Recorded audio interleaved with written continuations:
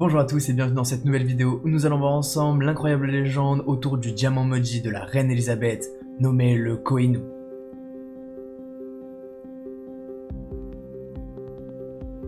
Le diamant est sûrement la pierre précieuse la plus fascinante du monde. Beaucoup de personnes en rêvent car elle est le symbole de la richesse et de l'éternité. Les diamants, et notamment les plus grosses pierres, ont généralement une histoire de malédiction qui les suit depuis de très nombreuses années.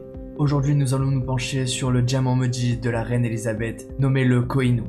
La légende qui entoure le Koh-i-Noor démarre au XIIe siècle, dans un très vieux temple en Inde.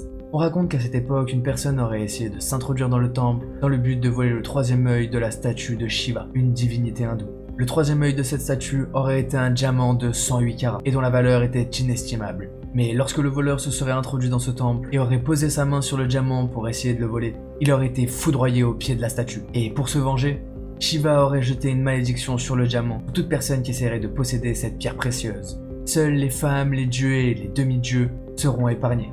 Mais à la suite de cette première tentative, d'autres essaieront également de le voler, et certains prétendent qu'ils auraient réussi. Le diamant se serait échangé de main en main pendant de nombreuses années, et aurait causé une hécatombe.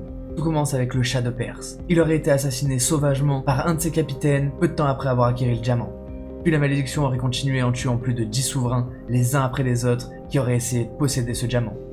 En 1849, c'est la Compagnie des Indes qui va réussir à récupérer le diamant, et va l'offrir à la reine d'Angleterre. Mais en réalité, leur objectif est que la reine d'Angleterre subisse cette terrible malédiction. Mais pourtant, la reine Victoria, qui était très croyante en ce qui concernait les malédictions, et très informée sur cette malédiction, ne la subit jamais. Dans son testament, elle aurait même rédigé certaines lignes concernant ce diamant. Elle aurait demandé à ce que le diamant ne soit jamais porté par des hommes, et qu'il devait rester dans la couronne d'Angleterre pour que la malédiction ne reprenne pas. Il faut savoir que cette mise en garde de la reine Victoria a été respectée à la lettre par les 4 souverains qui ont suivi.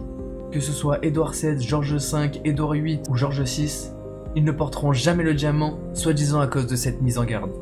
Et après la mort de la reine Victoria, durant de très nombreuses années, on n'a entendu plus parler du diamant, et beaucoup vont penser que la couronne d'Angleterre se l'est peut-être fait voler, ou alors qu'ils l'ont perdu.